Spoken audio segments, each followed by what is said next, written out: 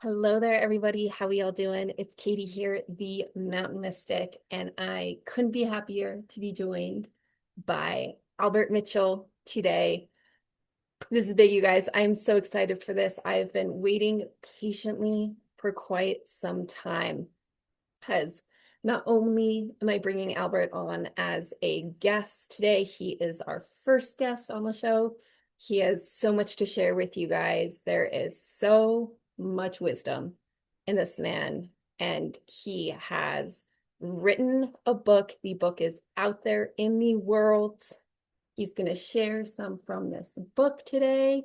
We're going to also dive into some deeper, more expansive conversations on spirituality, on embodiment of spirituality, right? Not just talking about spirituality, not just being in like the most exciting new practices, but how we can actually live a life that is meaningful, intentional, aligned, right? All those things we talk about here.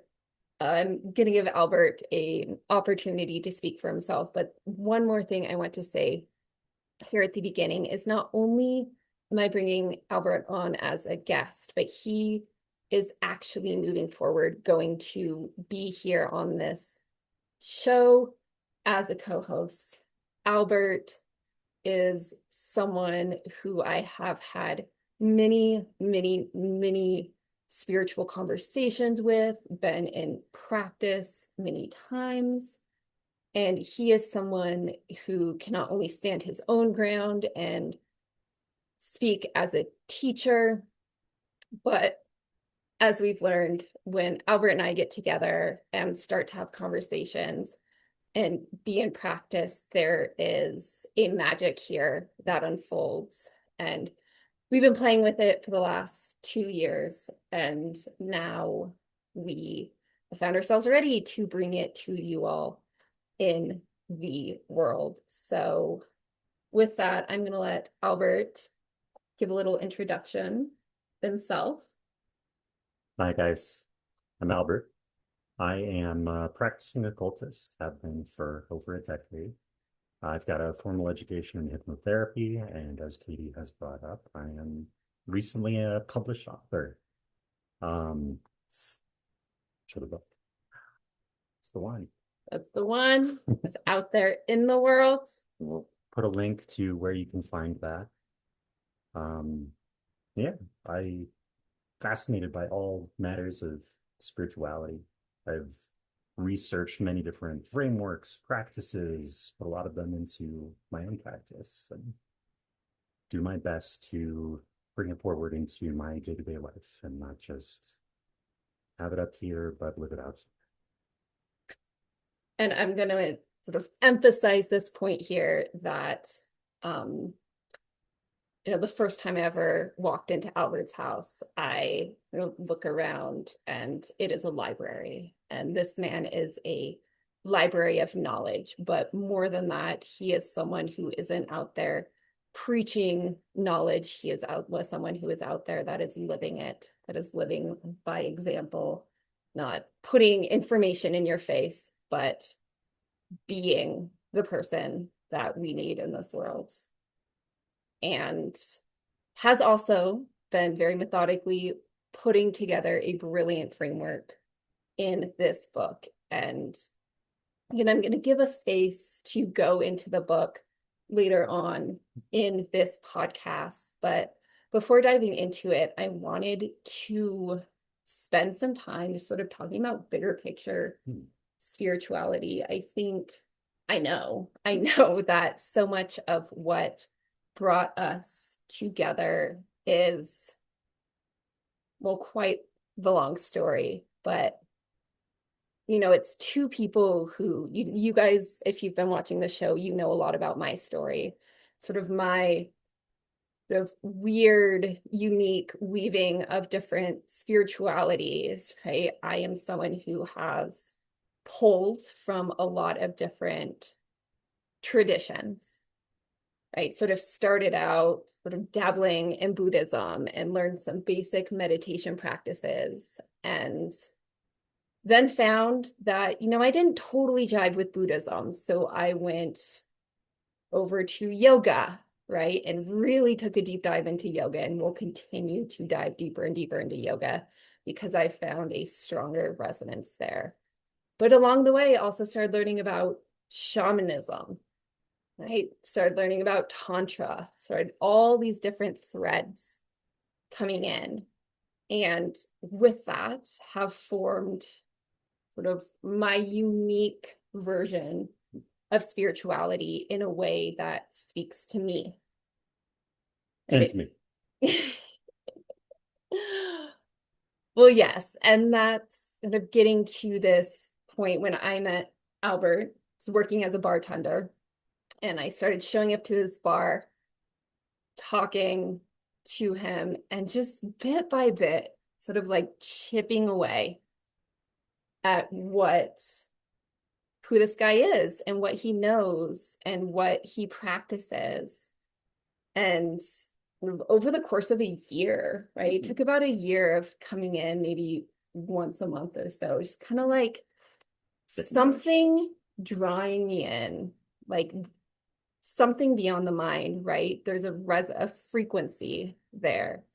And bit by bit, starting to realize that while we have come from different spiritualities, we're really just practicing the same thing, right? And this is what I was telling you is what I really wanted to talk to you first about, because it's something I was talking to a woman in one of the classes I'm taking, mediumship class yesterday, and talking about the same thing that like spirituality looks different, right? Looks different across the globe. Mhm. Looks different throughout different books you'll pick up. But when it comes to the practice and the experience, right? This is for those who aren't just listening to teachers and reading books and thinking about it, but are actually, use this phrase earlier, on the mat, right? We use that phrase in yoga all the time. Mhm. On the mat, you are on the mat practicing, experiencing, embodying. Well, what I've found is that we're all going to the same place, right? We just have different ways of getting there. And I wanted to bring Albert on because he's someone who had a very different sort of path, doorway to get there. But then once we started practicing, it's like, oh, we're just doing the same thing. Speaking the same language, Yeah. talking to the same people, even. Hmm. Um, so do you want to talk a little bit about sort of what your practices have been, I and sorry, and sort of how where you go to, like what are we doing here, Mhm. right? Because again, we can talk and talk and talk about all the different ways to sort of get there, Sure. but where are we going? What are we doing? Yeah, that's a great way to ask the question. I think when I first started seeking out a more formal spiritual practice, shamanism is something that spoke to me at first. And I think, well, I know you and probably a good deal of your viewers have gone into the shamanic journeying experience and learned to enter into an altered state of mind and come into contact with the other side. We can frame it that way. Maybe there's a better way to put that, but The other side, you um I think you use the phrase like incarnate beings that are not embodied, disincarnate, yes. Beings that are not physically embodied in the way that we are. sure, but still very much intelligences that we can interact with Mhm. and gain knowledge or insight from. And shamanism is an incredible resource for learning to do that. I eventually sort of switched over to more of a hermetic framework, which I speak to being an occultist, which the Western occult tradition is basically just the hermetic tradition, which some people might be familiar with, other people's maybe not so much. When I discovered it, it had never been on my radar, but it clicked. It's very Western in a way that shamanism isn't necessarily. And I felt like I resonated more with it, and it became my kind of tradition. I found mentorship in it, and my book is from that perspective, and it's what I'm bringing forth in this life. Interesting. So you're speaking to spirituality and this way as a way to be in touch with spirit. That is a great way to describe it. Yes. Yeah, well, and I say that because this is one of these things I've tiptoed around, right, with it in this show is there's sort of different ways we can frame spirituality. One of those as a way to be in touch with spirit. And I think that's one of the things that has become lost in spirituality. So let's go into that question of practice. Like, what does that practice look like, though? Because I think that's going to kind of get us where. So, for example, so the first time, right, I ever tried a spiritual practice, we call it from a sort of Buddhist perspective, and really getting into like a mindfulness meditation space, right? And that practice, right? Sitting in stillness, closing down one's eyes, turning the lens inward, and it becomes a inward practice. And in that inward practice, right, as I talk about, then the sort of list of what we could do is endless. Right? The way I teach it, sort of first step, because how I learned it, witnessing my thoughts, becoming in touch with my breath, witnessing my breath. Right? And what we're doing here is sort of disconnecting from the chaos of this world, the chaos of what's going on out there, and the chaos of what's going on in my thoughts. And there's a stilling, right? There's a stilling of thoughts, stilling of the waves of vacillation, right? Or vacillating waves of perception. Been revisiting the Yoga Sutras. And what's the point, right? What's the point? The point is once we do that, then we can open up. Once we are opening up, then we can become in touch with higher wisdom. And that higher wisdom might look like higher self, right? That's, I think, one sort of one model that speaks to a lot of people in our culture. Hey, oh yeah, I'm just getting in tune with higher self.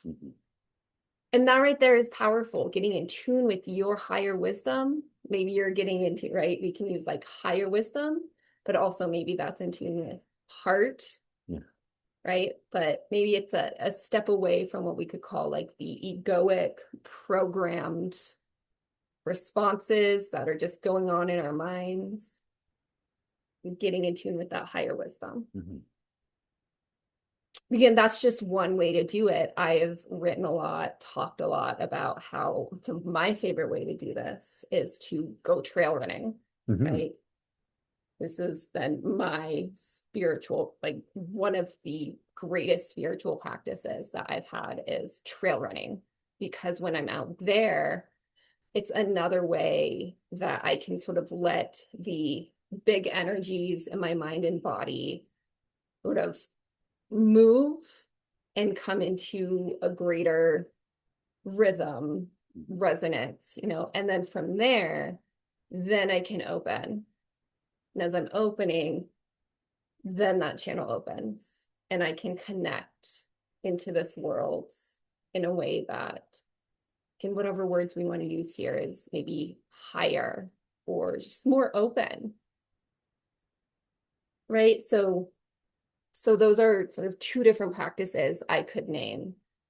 What do you think about this? Like, what sort of practices have helped sort of shape you and what you do today and how you connect in today? Absolutely.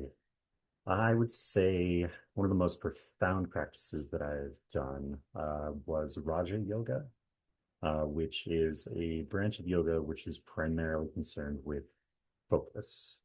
It's about sitting down and maintaining focus on a task for a sustained period of time, recognizing when distraction comes in, and on that recognition, redirecting the attention to the task at hand, and just spending time on the mat, uh, working on that practice of redirection. And I found that that was really powerful for just bringing the mind, aspects of self, into alignment, into coordination. Um, I think during COVID, especially, I really buckled down, and we all had a lot of time on our hands. And big thing that I put a lot of time into was spending more and more time, more sustained periods of time, and doing it daily. Um, that was a really powerful time for me for just bringing things more centered. So then what are you experiencing as you find that center? Clarity. I think developing that ability to redirect the mind into, you know, focus. Uh, you take that with you. You leave the mat, you go about your day to day, and you are more present. You're more there with the world around you, with other people. And that's powerful. And it happens gradually. Um, it doesn't happen in one session. It happens over weeks of session after session after session of just bringing that in. And that can really be a powerful way of building presence, building focus, building connection, because that's what it means is you have more of yourself to connect to the world, connect to others. Weeks and months and years. And there's this, staying with one practice and having the dedication and devotion to the one practice, right? Not just, oh, what's the new trendy, exciting practice and doing it once, but what is one practice that resonates when I sit down and do it? I might go into it with all the thoughts of all the different things that I could be doing. Maybe I sit down to practice and the first 5-10 minutes is all the different things I could be doing. But then you sit down and you stick with it. And that's when the magic starts to unfold. Right? Yeah. And so I know I talk to this all the time. This is what I'm doing with sort of my work with the embodied path, is helping people to find practices that do resonate. So now I like to share with my story, right? As I was sharing earlier. When I first got started, right, I had a very similar practice, sitting down and focusing. I wouldn't have called it Raja Yoga, but sitting down, focusing, right? Maybe sometimes I would do stuff with mantras, or is focusing on my breath, right? Sitting with what I love about the breath, right? It's always with you. There's so much you can do with the breath. A simple focus practice, right? You're sitting, just watching your breath. You're becoming witness to your breath. And then as soon as you start to, right, your attention veers, which it's gonna do, you bring it back. And you do that until the timer goes off, whatever time you set for yourself. So I started off doing that, and I was doing that for a few years, and it was amazing. It changed my life, just completely changed my life. So as you're talking to COVID happened, and COVID happens, and the world gets chaotic. My own personal life, chaotic, hell, right? Just hell. And so what I did during that time was clinging to this practice. Like, I know this is the thing that can help me find clarity, space, connect in, all the things. But as I was experiencing, because of sort of what was going on in me, in my body, what I found was that that practice actually wasn't serving me anymore. I was trying to force myself to sit down and stay in stillness. And there was like, I can speak to it as so much fire, right? Mm. So much fire in my body, and trying to cling to this practice was actually just making the fire worse. Right. And I know there are a lot of people out there who talk about like, I can't meditate. Like I can't, I'm so anxious, and sitting in meditation, it just makes it worse. And I'm someone who, you know, at first, like, awesome, this is what I needed, but then found myself in an experience of life where it was just making things worse. But so then what happened, right? As I like to talk to, I found trail running.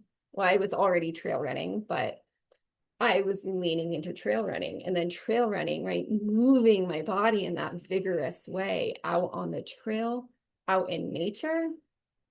This is the space that I was able to do the same thing, right? Which is, again, release those energies that are aggravating, Mm. that aggravate our thoughts, and let those thoughts settle. Mm. And from there, find that openness, right? And it's that openness that I think is what's so important, and what you were talking about with sort of your first definition or description of spirituality, right? Is this ability to connect in. Mm. And I think a big problem with what's going on, right? We could talk about The world what at large. all the problems going on, but I like to talk about like the roots of why, why have humans messed up, right? How have humans messed up so greatly, and why are things so terrible? I think so much of it is we have disconnected ourselves from that channel, right? We have cut ourselves off from that channel. And this might be a good segue into sort of the next point I wanted to talk about. Because I know that, I almost want to say that was on purpose. Well, the Western model, very much the church is the connection to the divine, and there is no direct connection to the individual. And that was one of the big things that Martin Luther challenged when he brought forth Protestantism. Um, but the Catholic Church very much was the connection to God, and if you tried to supersede that, you were seen as heretical. So yes, it was a very intentional, it was intentional. Intentional to cut people off from their connection to that higher guidance, in whatever form you work with it, if it's higher self, if it's, direct connection to God, or if it's spirit in whatever form, Mhm. right? Because you cut that off from someone, and you cut off people's source of wisdom, people's source of discernment. And you tell them you can only get those answers by coming to me, right? Then, fill in the blank what happens from there. That's how you control a population and get them to listen to your narrative. And I think we are living in a world where, we've now been through two, depending where in the world, but hundreds, if not thousands of years of being cut off from that direct connection to spirit. Mhm. And what happens, right? We live in this world that we live in where it's so easy to put out whatever narrative you want Yeah. and get people to do what you want them to do. Mhm. So I wanted to speak to this, but I wanted to frame it in a very specific way. Because we can talk about sort of this system we're living in, right? It's the different systems we're living in. We can talk about it from a spiritual perspective. We can also talk about it from a economic or government, or, like we talk a lot about living in a capitalistic system, right? And one thing I talk a lot about here, right, connecting spirituality to sort of all, again, these systems and structures we live in that define or really attempt to define our lives. And I think a very simplistic way to label it is patriarchy, right? Yeah. We're living in patriarchy. And I know it's sort of cliche to talk about patriarchy and the patriarchy, and we've got to the patriarchy. And it's cliche, but it's also, There's some truth to it. It's a good framework to speak to the world at large that we're living in and the problems therein. so I sit with this a lot, right? Because part of what we're doing here, right, and the Mountain Mystic, right, I talk about new earth, right, and embodying new earth. And new earth not being swinging the pendulum the other way, but bringing masculine and feminine into union, because, patriarchy, which is sort of an imbalanced manifestation of masculine qualities, right? It's not that the masculine It's evil. is evil, right? It's that it's imbalanced. And in our world today, it's an extreme imbalance. And we can talk to how that is underlying. Just start listing the problems we have going on right now, right? Extreme Inequality, especially between, the genders. Um, the genders, classes, cultures. an oppressive top-down hierarchy, which, very much fits into masculine patriarchal models. So we can talk about that and, amongst us humans, but you guys know me, I like to talk about how that impacts Earth, right? Nature, right? It's summertime and right, we're living in the most horrific wave of fires that we've seen yet, and say it's only going to get worse and worse. Heat waves in Europe.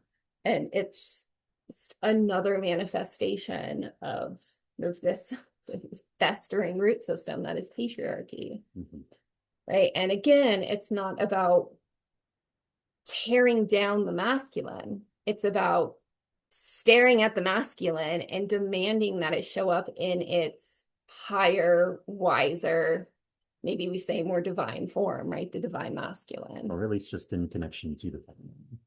Paying attention to the earth, living in harmony with it, and moving from that space, not just this disconnected, expression for expression's sake, domination for domination's sake. So you're mentioning there that calling in the feminine too. So calling in, yes, the masculine in its higher, wiser form as we call in the feminine, right? Bring them together in union, right? And we can use this phrasing like new earth, new human to speak to that. And if that, aligns with you, to speak to it in that way. But, really this is what we're talking about it. And we're talking about it in a spiritual way, which again, to me is so much what's going on internally, right? A spiritual practice is so much about sitting with self, what is playing out within self, and connecting that to who you are in the world. Because I think so much of what is a symptom of patriarchy is, right, this mind over matter. I talk about this all the time on the show, right? It's like this hierarchy where mind sits on top of the pedestal, and we literally equate the body with sin, right? It's sinful to connect to heart and listen to heart. It's sinful, God, to go deeper, like that is truly sinful, right? And no, right? We are here in this embodiment space, connecting into the whole of oneself. And so again, finishing that thought, right? When we live from the neck up, from the head up, when we're disconnected from heart, from soul, right? The mind can rationalize anything. Like humans have demonstrated this, right? The mind can rationalize anything, can make men go to war for the greatest atrocities and call it holy, right? We can rationalize that when our heads are cut off from the whole of who we are, right? Where we've closed that channel connecting into wisdom, right? So Albert, I wanted to talk about in this sort of specific question I have, and I've framed this to you before, but I sit with this a lot, this sort of wave of patriarchy that swept across the world. And I've been sitting with sort of where did this start? Right. And there are breadcrumbs, right? Because, we go back to sort of the birth of Christianity, right? And we have these Abrahamic religions, which are patriarchy, right? It's in their form today. You can speak to the narrative of the Garden of Eden and the original sin of Eve and how, in the Christian worldview, women are then subjugated because this is their punishment, is they did this thing, it was wrong, and as a result, they are to be treated as inferior, as We lesser. came from men's ribs. Right. Never mind that men are birthed from our wombs. Right. Not just dropped down by a sky god. So we can trace these breadcrumbs of patriarchy, right? Like Garden of Eden, going back in these sort of different Abrahamic religions, but tracing it back, right? And I think this is something that there's not a clear answer, right? Our minds like simplistic models with clear answers, like where did patriarchy start? But that's not actually how it happens, right? Kind of different things butt up in different places and they come together and gain momentum. Yeah. So I guess would that kind of be your answer to where did it start? Or I think I want to bring up there are a number of anthropologists who speak to a prehistoric matriarchy. It's something that isn't necessarily recorded, but are finding of relics, such as the Cretan snake goddess is one that I'll point to. I think Sir James Frazer is one who speaks to the Aeon of Isis.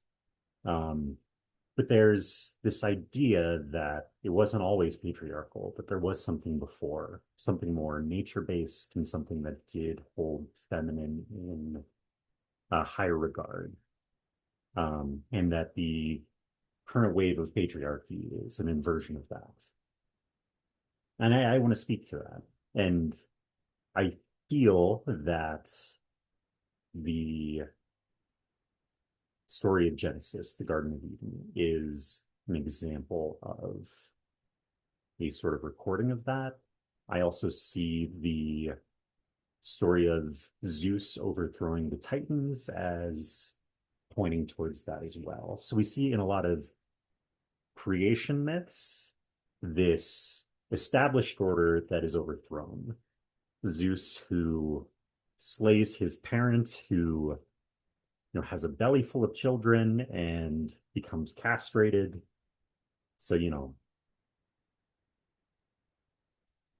a god with a belly full of children who is, without a penis is spoken to as a male figure, but has these characteristics that are undeniably feminine. you're talking about Kronos I'm talking here, about Kronos. Zeus's father, who is Zeus's a Titan. father, Titan, yes. The overthrowing of the Titans being the beginning of the new era. Yeah, so we've been talking about this a lot lately, and I was telling you how this is sort of a big aha moment I recently had. And a whole lot of that was part of us actually getting to go to Greek lands, right, or at least in Yeah. Crypto Sicily, um, in the Mediterranean, and for the first time actually getting to be on land, Mhm. um, which I think is so important, right? I know to be so important. I think we can work with spiritualities that come from different places in the world, and I think that is something that is such a gift of our time. It's also something that's exploited, right? And we have a lot of work to do around, and I would say healing, but more coming into right aligned relationship with how we do that. That's really lovely. But there's this both and, right? Of like, wow, we can be here in America and work with Hindu gods and goddesses and Greek gods and goddesses. And that's something that I think was one of our sort of shared practices when we first met, right? And we had our different ways of doing it, Yeah. but that was a big sort of like, oh my gosh, you do this too, right? And getting to learn each other's unique ways of doing it. Mhm. Um, and then sort of creating our own Mixing, blending what thing. we had and Mhm. making something more. Yeah. And again, so there's this, I think, I know, again, super important point about how you do that honorably, how you do that skillfully, better and best ways to do it. Um, but then there's something that I know not everyone can do. And I know for us, it's not something we can do all the time, but actually getting to go get into lands, right? Going to the Mediterranean Yeah. and being able to walk around and have the presence of Athena just being there because this is There at a her temple. temple, and we don't have to sort of sit down and really invoke her and call her. No, we It's don't have to she's call. She's she's just just there. there. That was really a magical experience. There's so many points I want to talk to out here, but I want to finish the one we're on this sort of I hadn't thought about, you know, Greek mythology, right? In this same sort of turning over of, we could say matriarchy to patriarchy, but also it's Old era the old to the to the new, right? I think modern. about like Old Testament, New Testament, right? And it's Sure. not, again, flipping a coin from matriarchy to patriarchy. It is stepwise, right? Because even in the Greek pantheon, you still have gods and goddesses. Mhm. Now, the goddesses that are in the Greek pantheon, you get Athena, and this is so much of what, receiving from being in her space is this sort of Athena that's masculinized, right? Athena as a war goddess, and Athena who is a goddess, but is masculine, right? Goddess with masculine completely plastered over her. And I think what was so fun about being in the Mediterranean was getting to know her true essence. Mhm. Right. And again, like I've worked with her many times. So I've gotten to so much of how I've worked with Athena in the past has been sort of as wisdom goddess. So many other goddesses I work with are very feminine, right? And there's a lot of like dark goddess, dark feminine, right? Very sort of like womb-like depths. Athena, what I love about Athena, one of the things I love about Athena is how she brings in the whole channel. She was the first goddess that taught me to connect mind to body, right? This is now when mind connects to heart, connects to womb, connects to root, right? The whole channel online and being your wisest self, right? If you want to practice in that, call in Athena. So meeting the version of Athena that is that, wisdom goddess, but the version that isn't plastered over by this is how we strategize war, but the version that's maybe how can we make the wisest decisions so that maybe we can avoid war? Mhm. so that we don't have to go to war, so that we can stop killing each other, so that we can actually resolve our conflicts in ways that humans are entirely capable of doing if we would choose to do so. Right? That version. And it doesn't have to be war. We could be done with that. We could be done with that if humanity will choose to be done with that. And we'll see, over the next decades and centuries if humans can grow out of it. I want to make sure we touch on all these pieces here, right? So this patriarchal wave, right, which now I'm seeing as sort of even these Greek times, right? You have the Titans, right, which now I'm understanding as sort of old worlds. What's a good word for this? Where again, it's not necessarily matriarchal, but more balanced, right? There's both. There's the gods and the goddesses, and it's animistic. It's connected to the earth, right? This is a way of being in direct relationship to earth, to life. And yes, with the sky, right? Because we have our sky gods. And we have all the different gods and goddesses and archetypes for all these different expressions of life and of earth. Yeah. And then here come the Olympians. And they overthrow that. And now there is one Mount Olympus, and it is up above all of us. And ruling Mount Olympus is one dude, Zeus. Right?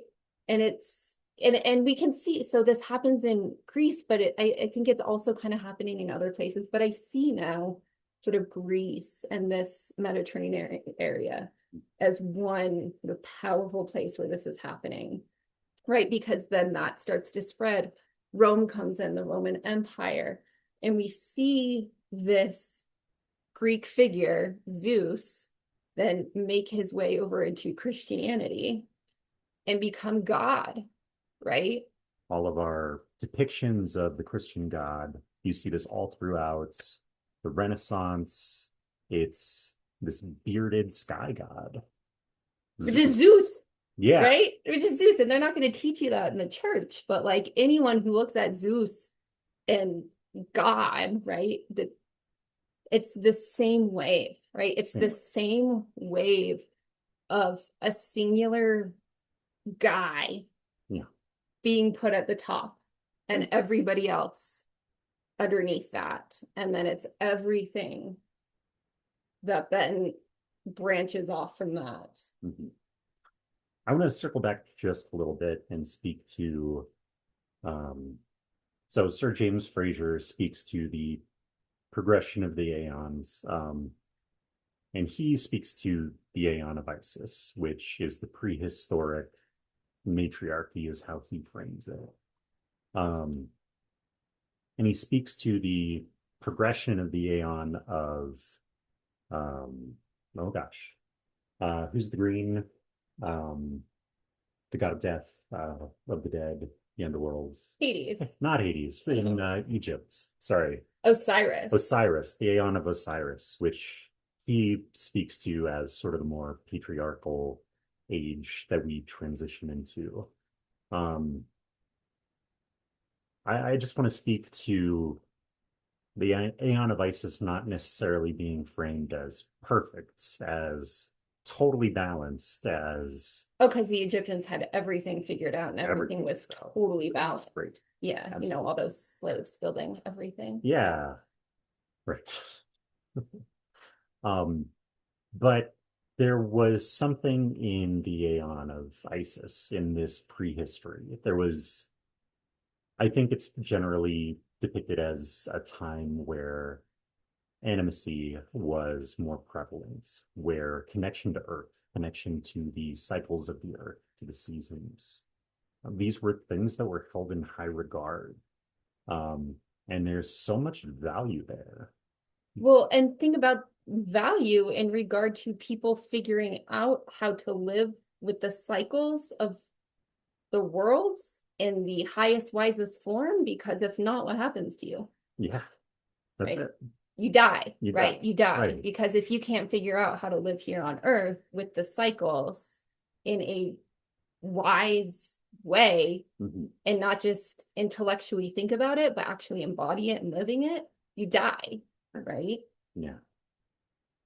Um, yeah, I want to speak to that. And but also that the coming Aeon perhaps was a necessary shift at the time to bring forth some principles, some qualities, some aspect of the psyche that needed to be brought in deeper. But I think the mistake is then taking that and putting that on the pedestal and separating it from everything else and saying everything else is evil. Like this is the sacred and everything else is profane, rather than venerating the old ways and the new ways and bringing in, the male and the female, but just severing the two and venerating one over the other. Mhm. And I think what we need to do with this, and this in my tradition, there's the current Aeon, which is the Aeon of the Child of Horus, which is the bringing of the masculine and the feminine together. And in this new, Yeah, the union of the masculine and feminine, that is so much of what I talked about in my traditions, yeah, right? Which again, new earth, new human, right? When we're talking about it, we're talking about union of masculine and feminine. In your tradition, you're talking about it as Horus, right? The child of Isis and Osiris. And we can also, talk about Christ as the child. I think if we go back 2000 years, right, look at the text, like that's what Christ and we're trying to say, right? They're trying to say this, yeah, but unfortunately it gets squashed under the wave of patriarchy, and you get yeah. Jesus's teachings Mhm. completely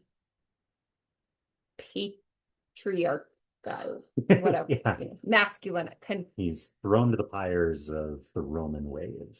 He is fuel for that fire. Mhm. But if you actually go back to its teachings, it's exactly what we're talking about. It's not empire, it's love thy neighbor as thyself. And if the empire is coming in trying to take away your rights and your food, this is what you do. You fight the empire, Yeah, and you do it by coming together with your neighbor, feeding them, clothing them if they need it, right? Joining together because we're all humans. And this is the way we ought to be, the path of light, the path of love. And what I love about working with Christ, which is, I talk about all these different sort of gods, goddesses, archetypes, divinities. And Christ is one that came in that surprised me, that I'm like, wow, I get it now. Like all these years of growing up trying to keep myself away from Christianity because I could just see like church dogma and I didn't want anything to do with that. But then when I first started opening up to Christ, to, direct directly, without the. oh, okay, it is, you are holding the union. You are holding the union in this very high aligned, but also embodied way. Yeah. And so I interrupted you when you were talking about this with Horus, No, right? As I feel like you did a great job of speaking to that. Mhm. It is the connection of the heavens into earth, the above and the below, the symbolism of the cross, coming down into Heaven on earth.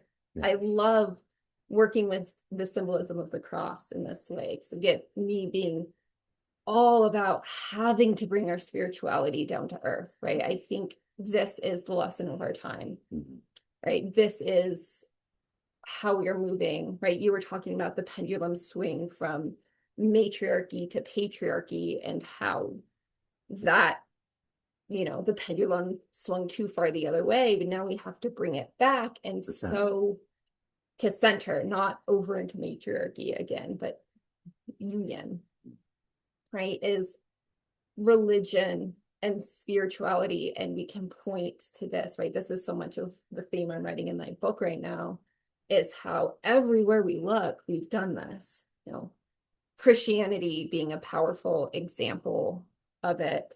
But we also see this, and I have to be careful with this because I say we see this in Buddhism, but I'm afraid that what we actually see is we see it in Westernized Buddhism. Sure. And that if I were to go east, go hang out in Tibet, this isn't what they would teach me. Right. I would put money on that. That we learn these spiritualities and religions in this path of ascension, right? Whether we're practicing meditation or whatever you do in Christianity, right? To get to heaven, right? Whatever path you're following. And we can look at this in the corporate world. This is the American dream, right? Everything is an ascension path. It's life here kind of sucks or really sucks, right? You don't want to be here. You want to get to here. And by the way, that's really sellable. Wow, I can get to there. Ooh, I'm going to follow you. I'm going to give you all my money because I want to be there. Yeah, there's a lot of crap going on here. But we're here on Earth. And this is the embodied experience. And as we're here, absolutely, we can go higher. Yeah. There are a lot of ways we can ascend. Sure. But we can't just ascend. And we're not going to actually ascend until we say descend, right? And by descend, I just mean coming back to our bodies, coming back to reality that is here, lived and breathed on planet Earth. And bringing the higher into that.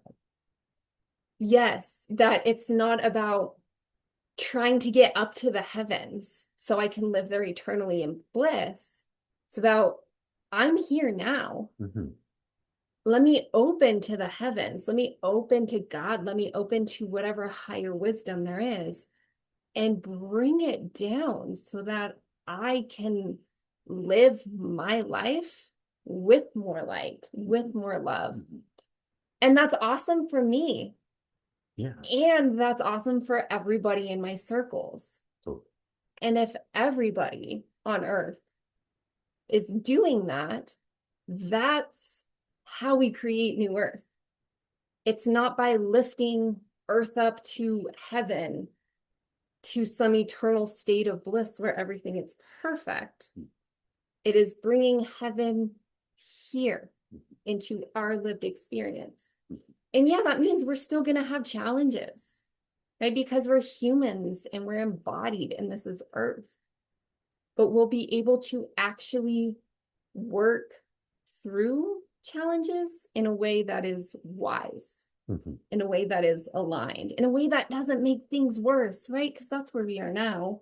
We've got a problem, and then I'm just going to take all of my stuff, all of my wounds, all of my unskillful patternings, and pile it on top of that. And then that guy over there is going to bring all of his stuff and pile it on top of it. And now this problem we had under here is just buried and festering. And then eventually that's gonna,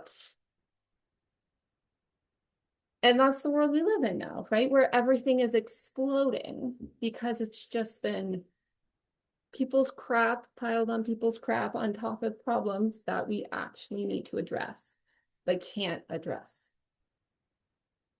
So we do our spiritual practices to work through our own crap, to become that clear channel so that we can call in wisdom, so that we can be discerning. And we can actually address the problems in our worlds. Yeah. And we can be kind to one another. Yeah. Should we bring joy to one another?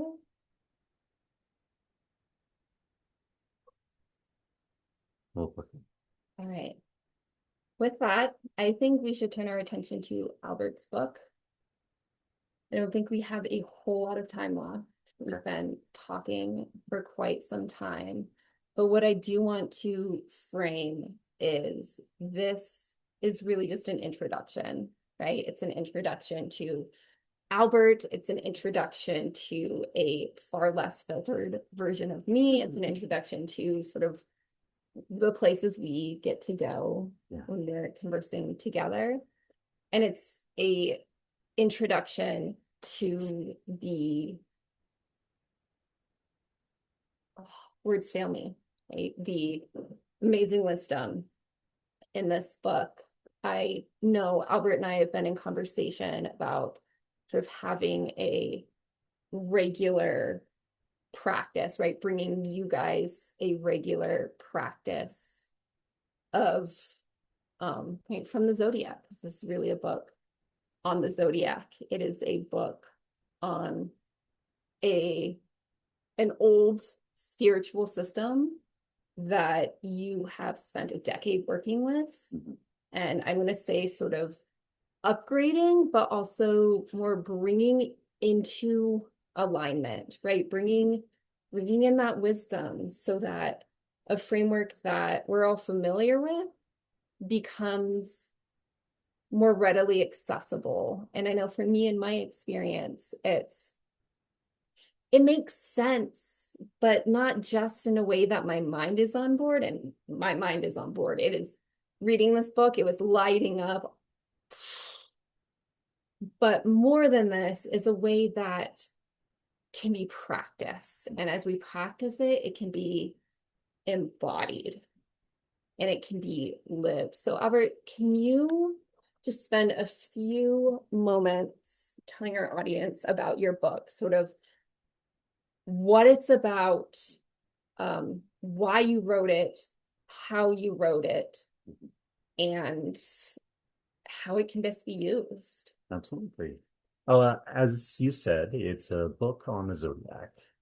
And I come from the position that our modern conception of astrology, we do not understand the Zodiac at all. I point to what I've discovered with it, which is totally novel, which is that if you look at the actual symbolism of the Zodiac, if you look at the 12 signs, there is an underlying pattern that we just have not previously had access to. And you can uncover this if you just look at the motifs in the Zodiac symbolism, and how they overlap. Sorry, I'm going to cut in. Can you explain the word motif? A motif is just sort of a theme, uh, and I use it in this way to speak to reoccurring themes in the patterns. So, for instance, in the earth signs, you've got horned and hooved herbivores in the form of Taurus and Capricorn. But then in the fire signs, there's a horned and hooved herbivore, Aries. What's a fire sign doing over in the earth sign? That's a great question. Well, as I have laid out in this book, there are overlaps in the motifs, and they speak to a underlying pattern. Each of the 12 signs represents one of the four elements modified by one of the remaining three. So we're in Leo season right now. Let's speak to the fire signs.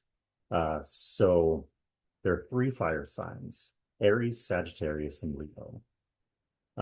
As we spoke to, Aries shares a lot of similarities with two of the three earth signs. So we can say that of the three fire signs, Aries is the most earthly. Sagittarius, you know a thing or two about Sagittarius. I know a lot about Sagittarius. Yeah. So Sagittarius, it's a centaur, half man, a tool user. We see the symbolism of humans and tool usage within all of the air signs: Gemini, Libra, Aquarius. And here we see it in a fire sign. How interesting. So We can easily say that Sagittarius is the area of the three. Leo the airy. of the earth, of the fire Yes. signs. And to speak to Sagittarius, yes, as a centaur, but um also maybe even more so as that bow and arrow, right? Mhm. That arrow, that fire arrow. When I talk to Sagittarius, yes, I like to talk to the centaur part, but really we're working with that fire arrow shooting through the ethers, right? Mhm. It's a fire sign, but it's very airy. Yes. And we see in the other air signs, Aquarius is the water bearer, it's the jug, it's the person using a jug. Libra, it's the scales tool usage, which, the bow and arrow is very much a tool. It's the only weapon in the zodiac, but I feel like that's very appropriate for fire signs. Yeah, so we get these different signs with their element, and I think that's what people are really familiar with, right? But each sign has its different characteristics, and I've just never understood it. Hmm. And I think it's because we don't have good models for it, right? The zodiac is something, and you've helped me understand this, that it goes way, way, way back, but there's also not like great information. I once asked you, like, okay, the zodiac has these different sort of symbols. Mhm. Where do the symbols come from? Like the glyphs, like it's pretty unclear where the glyphs came from. I've spent a lot of time trying to trace that down, figure it out. I cannot tell you. If you're listening to this podcast and Let have us this know. information, please reach out. I would love to know where the glyphs to the zodiac came from. The M's that represent Virgo and Scorpio, it's fascinating to me. I would really love to understand that more. And that information, as far as I can tell, is just not out there. Yeah, so you have, again, a spiritual framework, right? And this is what we talk a lot about, is we're just working with different spiritual frameworks, right? Going back to our first, where we started with today's episode, like we have different spiritual frameworks, and they're tools, right? They're mental tools Mhm. that then help us do all the things that we can do to become better people, right? Have all those experiences that we were talking about. So this is one that we are all to some degree familiar with. We're familiar with the zodiac. Mhm. We're familiar with astrology. Mhm. And me, as someone who has hung out in different spiritual spaces, right? Particularly the one where I did my priestess training, right? We worked with the zodiac, we worked with astrology, and we worked with it in practices that were really powerful. But again, as someone who is very intellectual and, who spent time in systems engineering and really likes to have mental models, right? This one drove me crazy because everything I kind of learned was like it didn't make sense and it didn't align. Mhm. Then I got to read Albert's book. I got to read Albert's book way before Mhm. everyone else. Getting some great feedback too. And I've just spent the last year or so trying to keep a secret while also letting sort of things leach out. And I know some stuff has leached out into this space and some of the practices I've done, because I love doing practices with the zodiac, especially when it comes to new moons, full moons.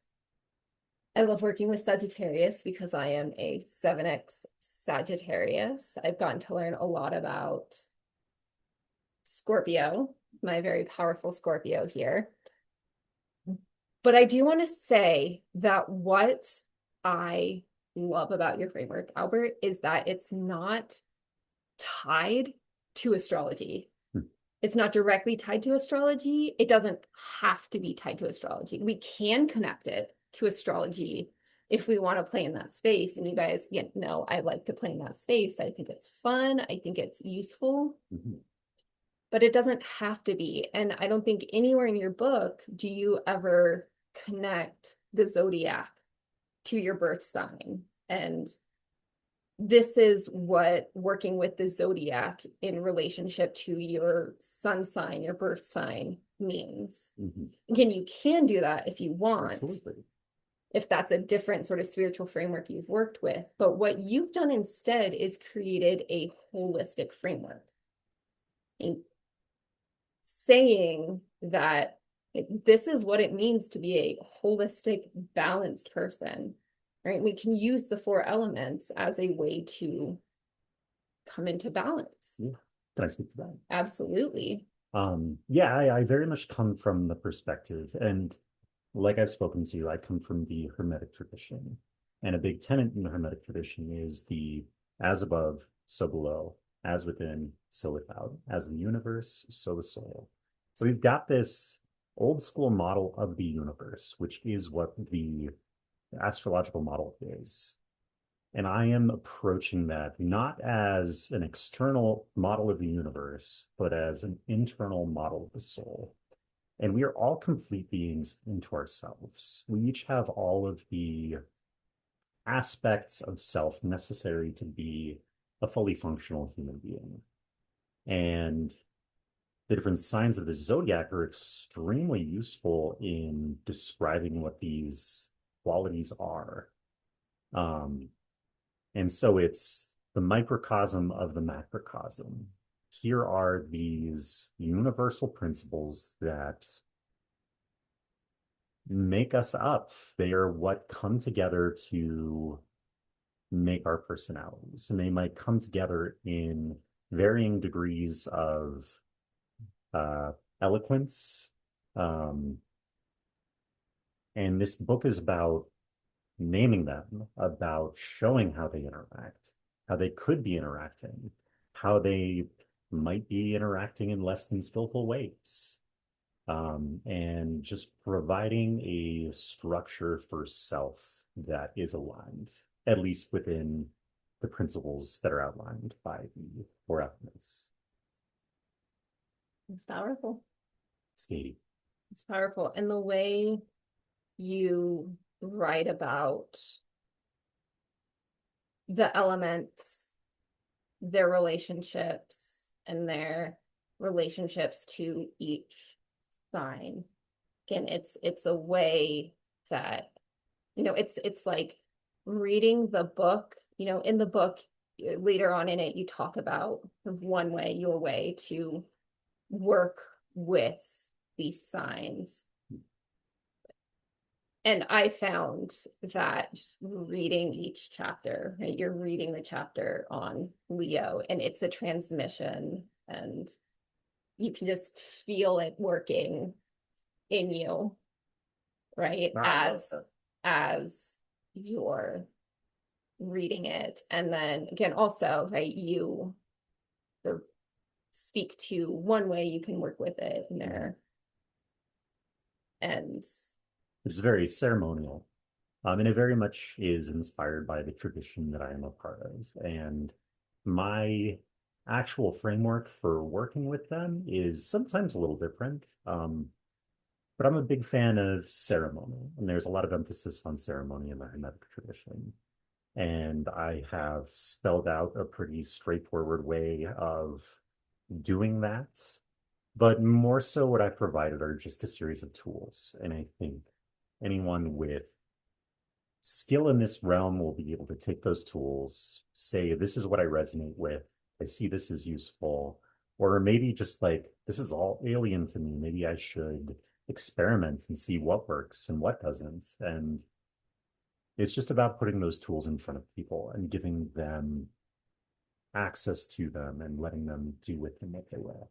yeah, having the freedom then to take that information, take those tools, and apply it in ways that speak to them. And that's what we're going to do here, Hey, right? Because as someone who can sort of works with the zodiac, with the astrological wheel of the year, one, because it's fun. As someone who used to look at astrology from my scientist, engineering, materialistic person worldview, right? Being like, astrology, excuse me? But now I work with it because, again, it's fun. It's fun. it's a powerful set of tools. powerful, useful, right? It's comprehensive. if you want to use the wheel of the world, right? Of the, yes, Earth's astrological year, but also the different planets' years, right? All the relationships and the stars. And if you want to use that, so you find it fun because you find it useful. And then if you want to take the information in this book as sort of an upgrade to how you work with the different zodiac signs, right? I have found that to be a powerful, powerful, powerful combination of things. And again, if you have been watching for the last year or so, if you've been joining me for my, say, Sagittarius new moon type videos, no, I haven't been explicitly speaking to this is what I'm doing, but this is what I've been doing, right? And what we're going to do right now is, we are at a Leo new moon.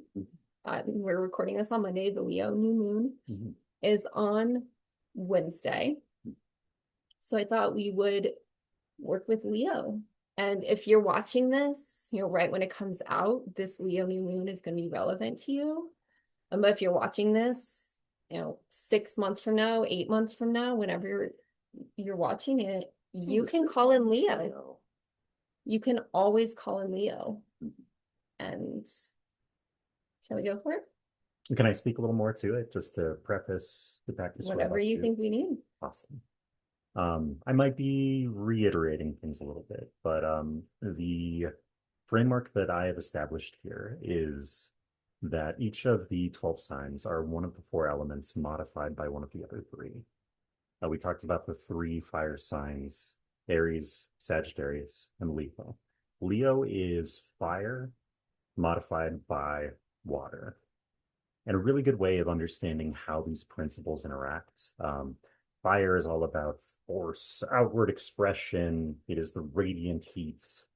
And it is considered categorically the opposite of water, which is soothing, calming, receptive, inward flow of energy. So in Leo, we see that outward expression matched with the inward reception. And it's helpful when speaking to the signs to look at their inversion. So the inversion of the watery part of fire is the fiery part of water, which is Scorpio, which is my sun sign. Scorpio is all about facing what we are resistant to. It is about the power of the Sphinx to dare, it is the eagle or the eaglet that is pushed from its nest and in that moment of free fall, discovering its capacity for flight. It is when we face our fears, our ability to learn that we are able to handle them, that we're able to deal with the scary stuff, to be more, to face the world as it is, that we are strong.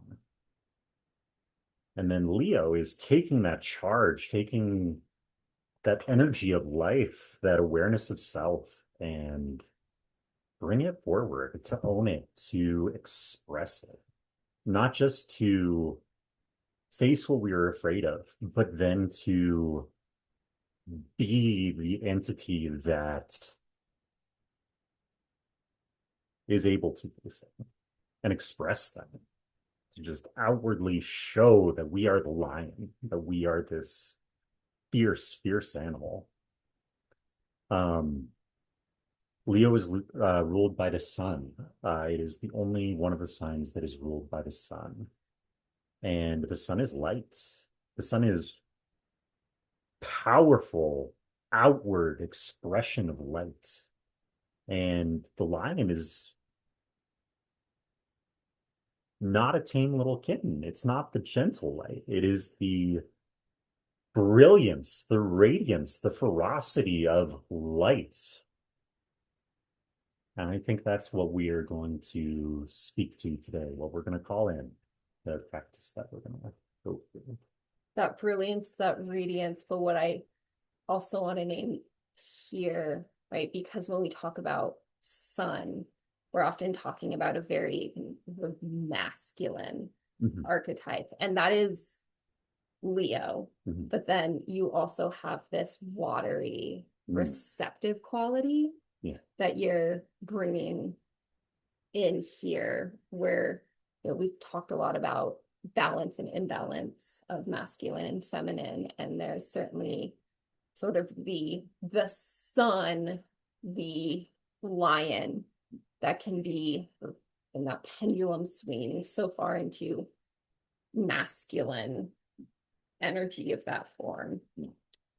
Feeling into this version of Leo with that feminine water receptivity.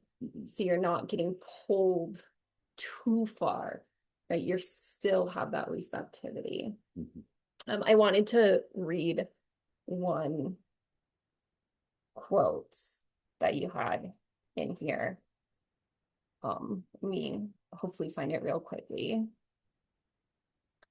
As fire represents one's active faculty, Leo represents will as informed by such watery qualities as grace, imagination, and compassion. It can also be thought of as will preserved by purpose. So again, it's not just will, it's not just fire for the sake of fire. It's not just, I have all this fire and I need to go do something, and that's what's going to make me feel whatever I think I need to feel. It's, yes, I have this fire. I need to go do something, but I'm gonna do it with compassion. I'm gonna do it with purpose. So I think there's, no, you have a holistic framework. And as you work with each sign over and over again, as it becomes relevant to in your life, you are coming into balance. But also within each sign is more balance. Mhm. Right? Just with working with this version of Leo, there is more balance. Mhm. There's that masculine and feminine that I really appreciate and think this world really needs. And I can really feel that in Leo, right? I think Yeah. this is a big part of, talking about how you wrote this book, how you created this framework is, I was surprised you said you really didn't like read up, I read very few books on the Zodiac itself. which is, we probably have to put into context because this is someone who reads a lot and a lot of books. I am all about looking up sources, reading the books, even the massive texts that, at the end of the day, are they worth reading? That's up for debate, but I like to sit down and actually go through them.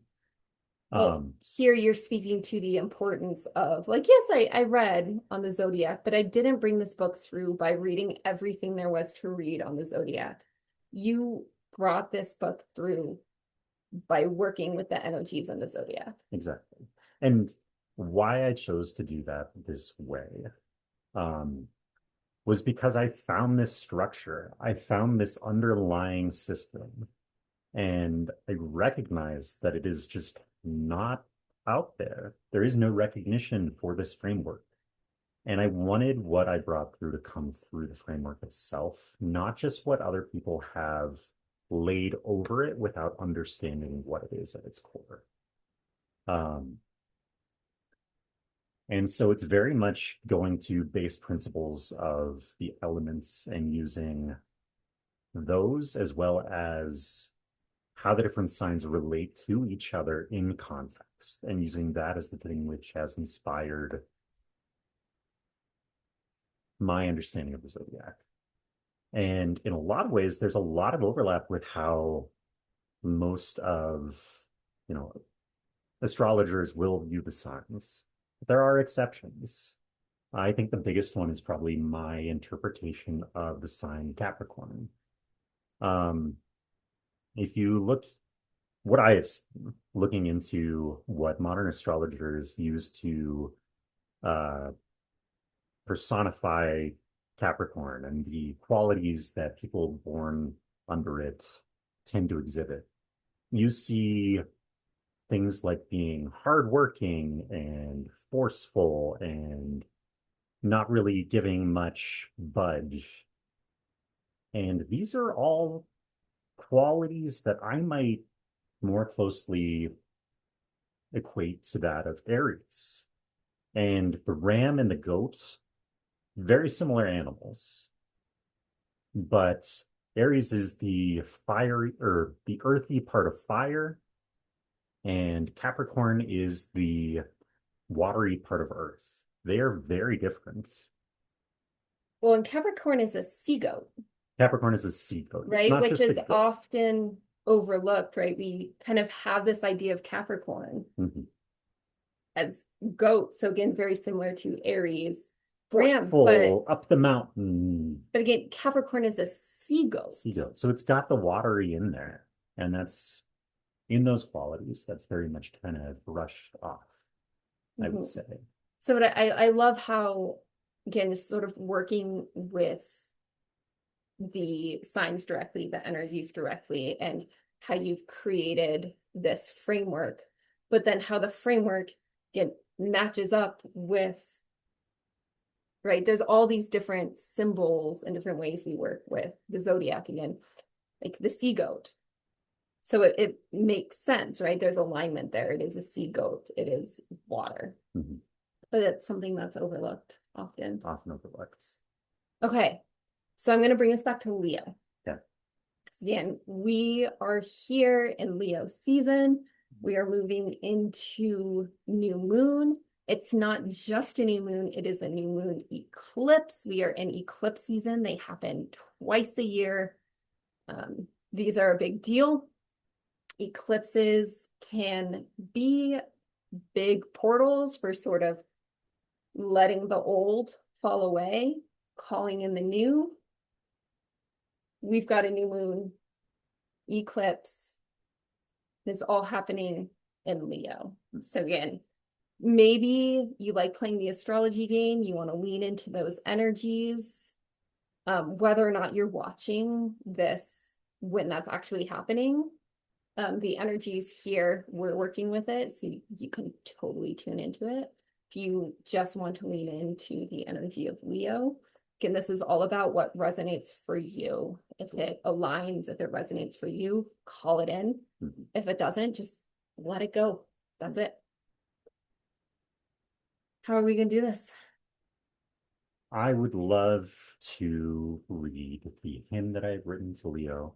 In my book, one of the sets of tools that I have set forward for a practitioner to work with is a hymn. So a just sort of devotional poem to be read with spirited enthusiasm as a means of accessing the energy of Leo. Um, Ceremony, just sitting down, creating space, using symbolism, chanting, rhythm, poetry, rhyme. These are tools that we can use to access altered states of mind. And we can use those altered states of mind to create changes within ourselves. And when we create changes within ourselves, how we view the world, how we view ourselves, that changes. And in changing that, our experience changes. The actions we make can affect the outer world. The way we look at things can affect the way that we act. Ceremony is a powerful thing. And that's what I'd like to invite everyone listening today into. Um, you can listen to this if you're going about your day and just tune in as much as possible. I don't like to enter into altered states when I'm driving. Bad idea. So, don't, if you're driving, listening to this podcast on your way to work, Feel free to tune listen. out. Like, Or listen, no, okay. don't I would say feel free to listen, but listen, but don't stay grounded. stay grounded.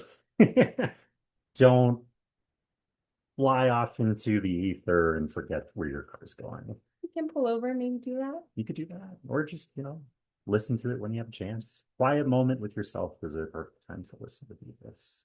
And I will add, if you do have the space to do it, um, not operating machinery, Mhm. you can maybe turn off distractions. I know a lot of us listening to this like doing dishes, but this is a good time to sort of release distractions, maybe take a little bit of time to sort of ground in, breathe into self, like come out of that world of out here, ground into self, Mhm. center in self. You're ready to call him Leo. Yeah.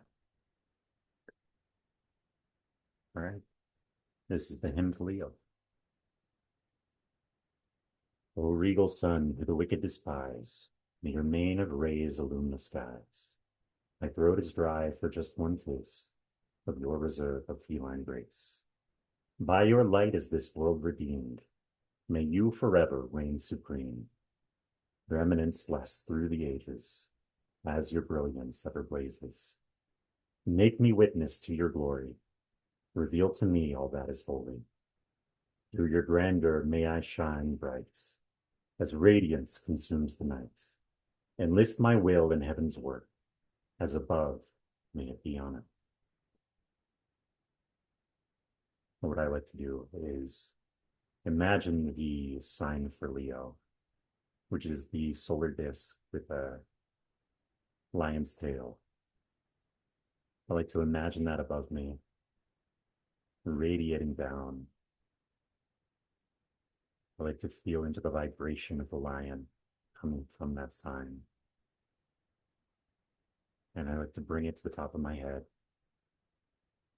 bring it down to my face, on the back of my head to my neck, to my shoulders, arms, elbows, forearms, down to my wrists, hands, and fingertips.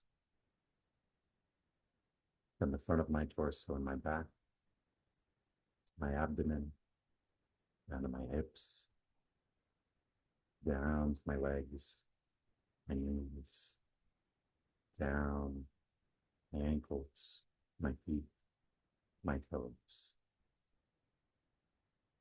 I like to imagine the radiance of Leo, the energy of the lion radiating down upon me, surrounding my body like a golden bubble. I like to feel it all around me.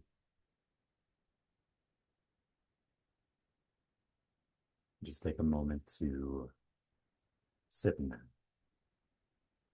to feel it.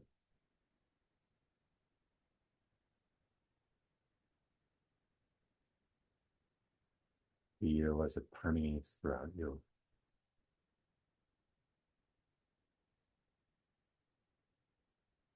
It can be a powerful space to sit.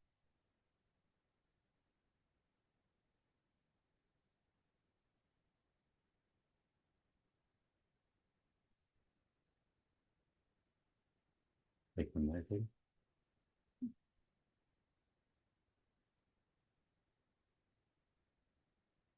We're playing with these different ways we can lean into that energy. I love how you're inviting in the symbol.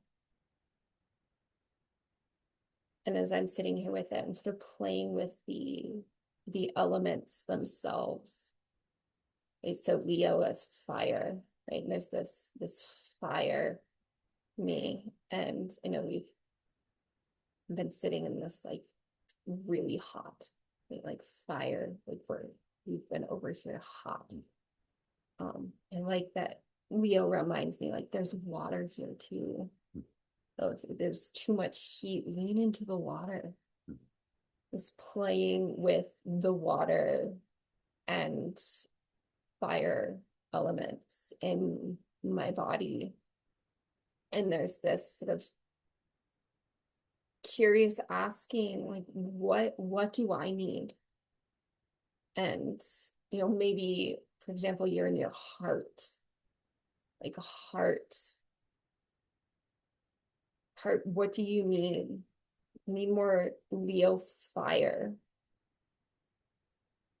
Maybe you need more Leo water. Maybe you need both in union. Sort of doing that with different parts of self, parts of your body, heart, womb, whether you have a physical one or not. You can always tune into your energetic womb, your root. Maybe it's your left hip, maybe your left hip. What can I lead into there? You know, maybe it's the element, maybe it's like that pure Leo energy, maybe it's that Leo symbol, right? Whatever resonates for you in the moment. Never becoming attached to one. Oh, I like to work with the symbol. I don't like to work with the element. It's like none of that. What serves in the moment? What calls? What calls? So now that there's this energy of Leo here, this, I'm gonna call in the second invitation. Can, for those wanting to play with this new moon eclipse energy, right? New moons, we often talk to them as beginnings, a time to plant seeds. I'm gonna bring a little bit of a different invitation here because we are in eclipse energy and things are a little bit different. Eclipse times are a big time for letting the old fall away and calling in the new. So we might sit here, so we're embodying Leo. Leo is with you in whatever way Leo is most powerfully speaking to you, with Leo with you, sort of asking what in your life, what in yourself, right? Your patterns, your beliefs, your actions, your habits, yes, your life is ready to fall away. And how can Leo help you with that? Maybe you need some Leo courage, right? Maybe you're really clinging to something and really feeling that heart Leo courage. What do you have the courage to let go of? Because it's already falling away. You're just clinging to it, right? You're keeping it here and it's unskillful and it's actually not serving.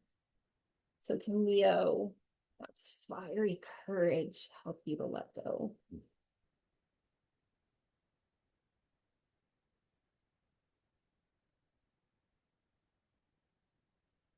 We might turn that over so we start to look ahead, right? New moon, new cycle, eclipsing out the old or eclipsing in the new. Still with Leo right here with you. What are you ready to step into? Maybe you hold on to that Leo courage, but also lean into that Leo receptivity. What is here for you? What are you ready to go do? What are you ready to receive?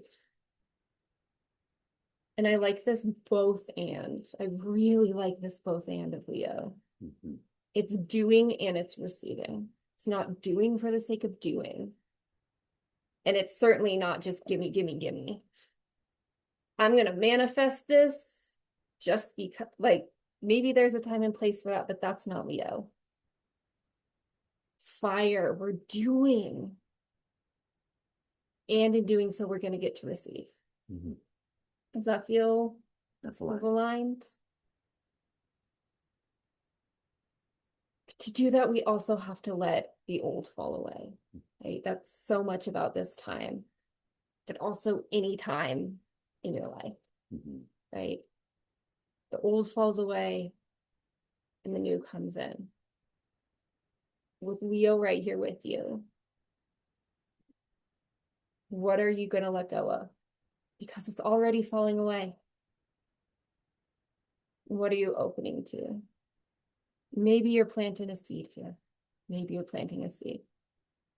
Maybe you're more so just looking forward with curiosity. What's here? That's what I've got. Albert, I'm so excited that we get to keep playing in this space. This has been my big calling in for quite some time at this point. We have been in practice with it for almost 2 years now. We are looking forward to doing it more routinely and doing that for our own spiritual paths, for our own lives, but also in service to you guys so that you guys can join in with us. And we'll be talking about how we're going to do that. Go buy Albert's book, you guys. We'll show you how to do that in the show notes. We'll provide you the direct link to go buy the book. It's powerful. It's powerful. I love that it comes from a tradition that a lot of us aren't so familiar with. But it's a powerful tradition, one with deep, deep, powerful roots. And that you've brought it through in this way. It's very unique and aligned for you so that we can all read it. Maybe play around with how you've taught us to do it in a specific way from your tradition, and also, Play. Ask how we can use it in all the different ways in our life. I love that. I feel like we barely touched on the surface of everything I wanted to talk to you about, because it's just the beginning. And we're gonna get so many more conversations with just us. We're gonna get conversations with others that we get to bring on here. Like that. It's gonna be a great time. Yeah. Right. It's been a long one. Thanks for hanging out with us, you guys. As always, if you haven't yet, hit that like button, hit that subscribe button. If you're listening to the audio version of this, make sure you're subscribed to the podcast. Go leave that 5-star review. Tell the world how wonderful this podcast is. Anything else you'd like to say? Yeah, I feel like that's wonderful. The book's only available on Lulu.com.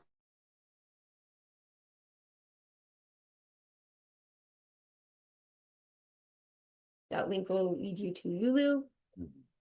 If you're listening to it a bit in the future, find it on Amazon, wherever you find books. Yeah. Although you will do a better job of supporting me if you get it directly from Lulu. So we'll provide that link too. All right. Thank you all for hanging out with us, and we look forward to catching you next time. Yeah. Thank you for having me. Of course.